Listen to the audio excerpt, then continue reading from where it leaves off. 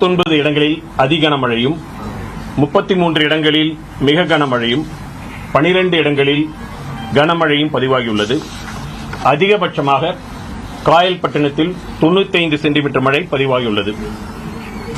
அடுத்து வரும் 2 தினங்களை பொறுத்தவரையில் தென் தமிழகத்தில் அநேக இடங்களிலும் வட தமிழகத்தில் ஒரு சில இடங்களிலும் மழை பெய்யக்கூடும்.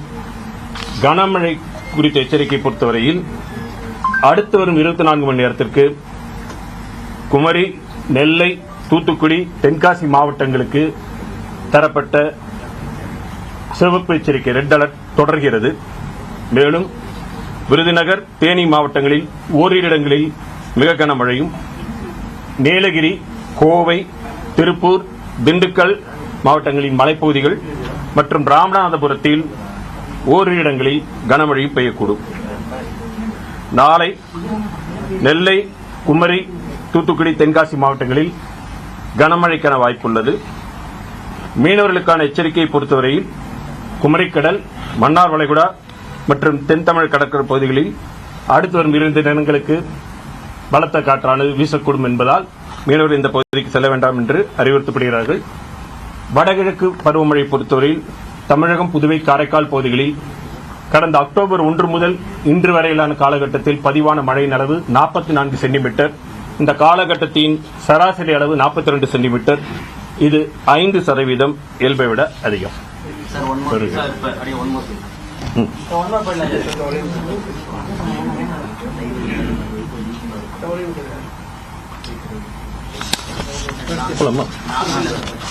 குமரிக்கடல் மற்றும் அதனை ஒட்டியுள்ள பகுதிகளில் நிலவும் வளிமண்டல கீழடுக்கு சுழற்சி தொடர்ந்து நிலவுகிறது. கடந்த 24 மணி நேரத்தில் 39 இடங்களில் அதி கனமழையும், 33 இடங்களில் மிக கனமழையும், 12 இடங்களில் கனமழையும் பதிவாகியுள்ளது. அதிகபட்சமாக காயல்பட்டினத்தில் 95 சென்டிமீட்டர் மழை பதிவாகியுள்ளது. அடுத்து வரும் 2 தினங்களை பொறுத்தவரையில் தென் தமிழகத்தில் அநேக இடங்களிலும் வட தமிழகத்தில் ஒரு சில இடங்களில் மழை பெய்யக்கூடும். கனமழைக்கான எச்சரிக்கையை பொறுத்தவரையில் நெல்லை, குமரி, தூத்துக்குடி, தென்காசி மாவட்டங்களில் ஏற்கனவே தரப்பட்ட சிவப்பு எச்சரிக்கை ரெட் அலர்ட் அடுத்து வரும் 24 மணி நேரத்திற்கு அதி கனமழைக்கான எச்சரிக்கை தொடர்கிறது. மேலும் விருதுநகர், தேனி மாவட்டங்களில் ஓரிரு இடங்களில் மிக கனமழையும், நீலகிரி, கோவை, திருப்பூர், திண்டுக்கல் மாவட்டங்களின் மலைப்பகுதிகள் மற்றும் ராமநாதபுரத்தில் ஓரிரு இடங்களில் கனமழைக்கான வாய்ப்பு உள்ளது. நாளை நெல்லை, குமரி, தூத்துக்குடி, தென்காசி மாவட்டங்களில் ஓரிரு இடங்களில் கனமழைக்கான வாய்ப்புள்ளது. மீனவர்களுக்கான எச்சரிக்கையை பொறுத்தவரையில் குமரிக்கடல், மன்னார் வளைகுடா மற்றும் தென் தமிழக கடற்பகுதிகளில் சூறைக்காற்றான மணிக்கு 40-45 கிலோமீட்டர் வேகத்தில் வீசக்கூடும் என்பதால் அடுத்து வரும் 2 தினங்களுக்கு இந்த பகுதியில் செல்ல வேண்டாம் என்று அறிவுறுத்தப்படுகிறார்கள். வடகிழக்கு பருவமழை பொறுத்தவரையில் தமிழகம், புதுவை, காரைக்கால் பகுதிகளில் கடந்த அக்டோபர் முதல் இன்று வரையிலான காலகட்டத்தில் பதிவான மழையின் அளவு 44 சென்டிமீட்டர். இந்த காலகட்டத்தின் இயல்பு அளவு 42 சென்டிமீட்டர். இது 5% இயல்பை விட அதிகம். மழை ஒவ்வொன்றும் கேளுங்க. காயல்பட்டினத்தில் அதாவது ஒவ்வொரு இடத்திலும் பதிவான விவரங்கள் தரப்பட்டிருக்கு. விவரங்கள் சரிபார்க்கப்பட்டு பிறகு தரப்படும். எல்லாமே ஒவ்வொரு இடத்திலும் இந்த 39 இடங்கள்ல கனமழை, அதிக கனமழைக்கான இது பதிவாயிருக்கு. ஒவ்வொரு ரெக்கார்டும் பார்த்துட்டு பின்னர் பதிவேற்கப்படும். என்டிசி நேஷனல் டேட்டா சென்டர்ல நம்ம இது பண்றோம். இதுவரைக்கும் உள்ளது தெரிஞ்சதுதான். பாளையங்கோட்டையில 442 மில்லிமீட்டர் இப்ப பதிவானது. இதுக்கு முன்பு பாத்தீங்கன்னா 200 மில்லிமீட்டர் 10/12/1931, 292.8 மில்லிமீட்டர் 9/1/1963. அது டிசம்பர் மாசத்துக்கு பாத்தீங்கன்னா 10ஆம் தேதி 20 சென்டிமீட்டர். மொத்தமா ஆண்டில் எப்ப வேணாலும் பாத்தீங்கன்னா 29 சென்டிமீட்டர் 63வது வருஷம் ஜனவரி மாதம். ஒவ்வொரு இடத்துக்கும் ஒவ்வொரு விதமான ரெக்கார்டு. ஏன்னா சிலது ஐஎம்டியோட அப்சர்வேட்டரி, சிலது ஸ்டேட் கவர்மெண்ட் அப்சர்வேட்டரி, எல்லா ரெக்கார்டுகளும் சரி பார்த்து பதிவேற்றப்படும்.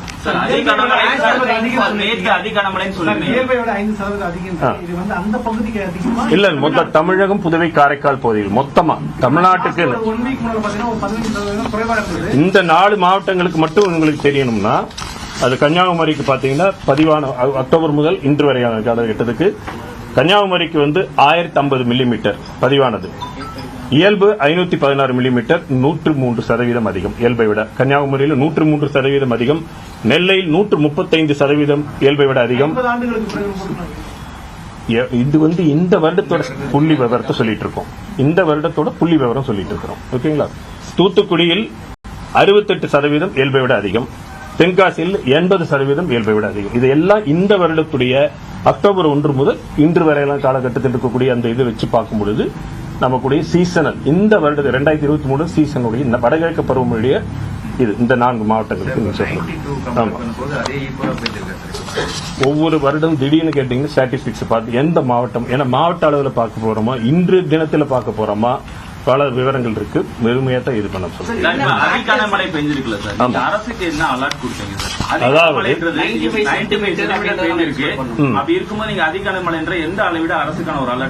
அதாவது எச்சரிக்கை பொறுத்த வரைக்கும் நமக்கு 3 வகையா இருக்கு. நமக்கு மஞ்சள், ஆரஞ்சு, சிவப்பு. 7 சென்டிமீட்டர் முதல் 11 சென்டிமீட்டர் வரை மஞ்சள் எச்சரிக்கை, எல்லோ ஆரஞ்சு. ஆரஞ்சு 12 சென்டிமீட்டர் முதல் 20 சென்டிமீட்டர் வரை, அது ஒரு வகை ஆரஞ்சு அலர்ட். 21 சென்டிமீட்டருக்கு மேல் என்பது சிவப்பு எச்சரிக்கை. அதுல ஒவ்வொரு இதுவும் அதுக்கப்புறம் ரேஞ்சை மூணே கேட்டகரி தான். ஐஎம்டி பொறுத்தவரை தற்பொழுது 3 கேட்டகரி தான். 21 சென்டிமீட்டருக்கு மேல் அப்படிங்கிற போது இதுல 14ஆம் தேதி முதல் தொடர்ந்து 14, 15, 16 தேதி வரைக்கும் பாத்தீங்கன்னா நேற்று வரைக்கும் நம்ம என்ன பண்ணிருக்கணும், கன முதல் மிக கனமழைக்கு இந்த 4 மாவட்டங்களுக்கு கொடுக்கப்பட்டது. நேற்று காலை அதி கனமழைக்கான வாய்ப்பு அதிகப்பட்ட போது அந்த இதுக்கு அப்கிரேட் பண்ணி கொடுத்திருக்கிறோம். நீங்க சொல்ற மாதிரி 95 சென்டிமீட்டர், 65 சென்டிமீட்டர் என்று குறிப்பாக ஒவ்வொரு வாரத்தையும் கொடுக்க முடியாது. 3 கேட்டகரி தான். 3 கேட்டகரியில 21 சென்டிமீட்டருக்கு மேல எதுவா இருந்தாலும் சிவப்பு எச்சரிக்கை. ரெட் அலர்ட்டுக்கு மேல ஒண்ணு இல்ல. ரெட் அலர்ட் என்பது ரெட் அலர்ட், அவ்வளவுதான். Yellow orange alert, red alert. Okay, நம்ம அறிவியல் முறைகள் பார்க்கும் பொழுது ஒரு வளிமண்டல சுழற்சியிலிருந்து இந்த அளவுக்கு மழை கிடையாது, எதிர்பார்க்கப்படுவதில்லை. இது வரைக்கும் இந்த அளவுக்கு மழை கிடையாது. அது நாம அப்படி இருக்கின்ற பட்சத்தில் வளிமண்டல கீழடுக்கு சுழற்சியிலிருந்தே நம்ம கன முதல் மிக கனமழை கொடுத்திருந்தோம். 14ஆம் தேதி முதல் கொடுத்திருக்கிறோம். அது நேற்று இன்னும் அதனுடைய வாய்ப்பு அதிகரிக்கப்படும் பொழுது அது கொடுத்திருக்கிறோம். பரவலாக மழை அதிகமாக தான் பெய்து இருக்கிறது. பரவலாக நிறைய கனமழையும் அதிக கனமழையும் பெய்திருக்கிறது. இது வருங்கால கட்டத்தில் இந்த மாதிரி புவி வெப்பமடைதல், இந்த மாதிரி கிளைமேட் சேஞ்சினால் இனிமே we have to expect for such type of events.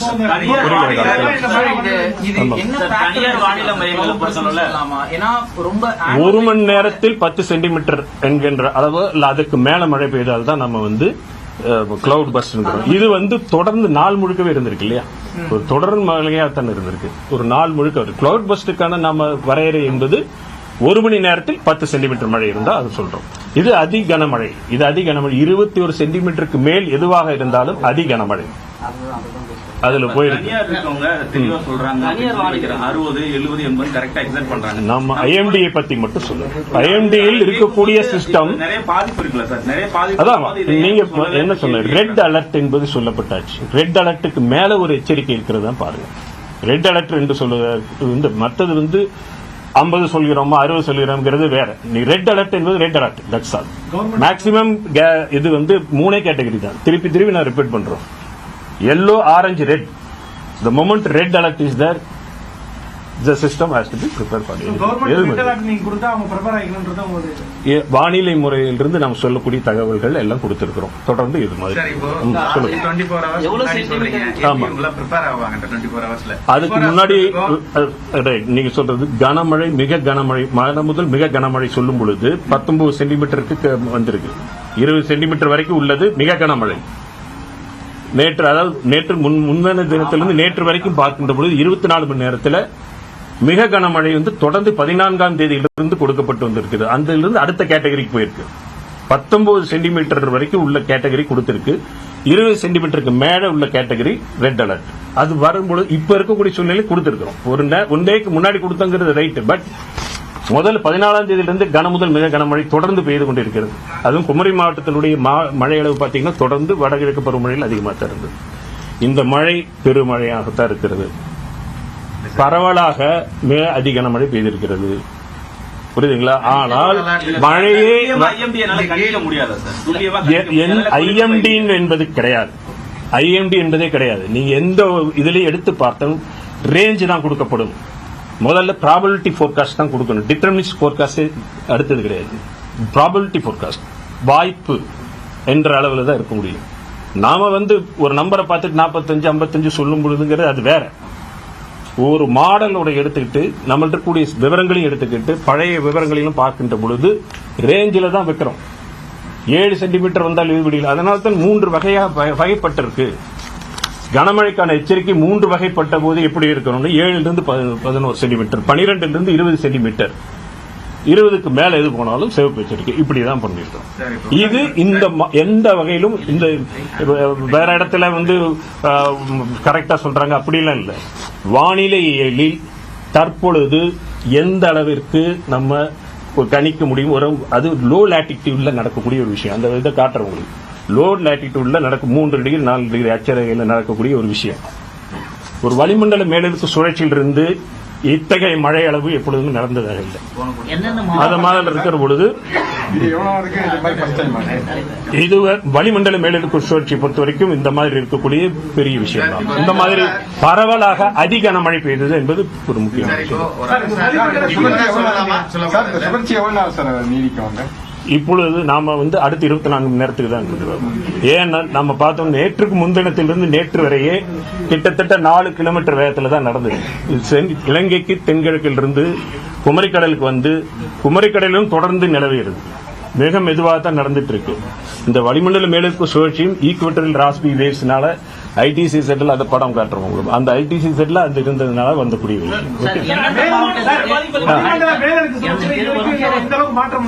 இந்த அளவுக்கு அதிகமாக எனக்கு தெரிஞ்ச அளவில் பெரிய அளவு மிகப்பெரிய கனமழையாக பரவலாக எல்லா இடங்களிலும் அதிக கனமழையாக வந்ததாக இல்லை. எதிர்காலத்தில் அறிவியல் வளரும் பொழுது நிச்சயமா கணிக்கப்படும். எந்த துறையும் வளர்ந்து கொண்டுதான் இருக்கிறது. 20 வருடங்களுக்கு முன்பு இருந்த நிலையை விட இப்ப வந்திருக்கோம். இன்னும் வளரும்.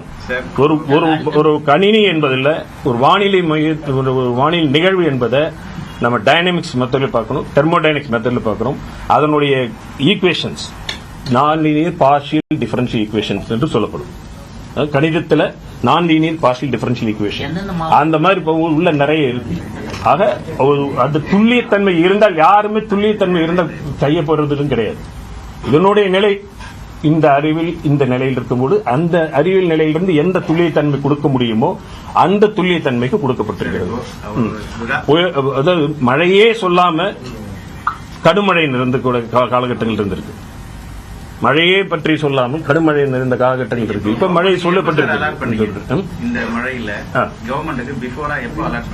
தொடர்ந்து எல்லா நாட்களும் 14, 15, 16 ஆமா எல்லா நாட்களும் சொல்கிறோம். ஆமா, மிக கனமழை 14ஆம் தேதியிலும் சொன்னோம். அதிக கனமழை நேற்று காலையில் சொல்லப்பட்டிருக்கிறது. நேற்று காலையில் 10, 11 மணிக்கு அதிக கனமழையாக அப்கிரேட் பண்ணியிருக்கு. It is upgraded to extremely heavy. But heavy to very heavy என்பது 14ஆம் தேதியிலிருந்து கொடுக்கப்பட்டிருக்கிறது. ஓகே, வெதர் ஃபோர்காஸ்ட் தாண்டி நீங்க இந்த சேஞ்ச சொல்றீங்க, கிளைமேட் சேஞ்சா இருக்கலாம் அப்படின்னு சொல்லி தமிழ்நாட்டுல குறிப்பா எந்த இடத்துல மாறி வருது மொத்தமா ஒரு பர்டிகுலர் பொதுவாக கிளைமேட் சேஞ்ச் வரும்போது அதிகமாக பாத்தீங்கன்னா ஆய்வு கட்டுரைகள் எல்லாம் காட்டுறது என்னன்னா, தென் தமிழக பகுதிகளில் வடகிழக்கு பருவமழை வருங்காலத்தில் இயல்பை விட அதிக, அதுலயும் குறிப்பாக எக்ஸ்ட்ரீம்ஸ் பிரெசிபிடேஷன் எக்ஸ்ட்ரீம் சொல்றோம் இல்லையா, கனமழை என்பது அதிகரித்து வரக்கூடிய சூழ்நிலை இருக்கிறது.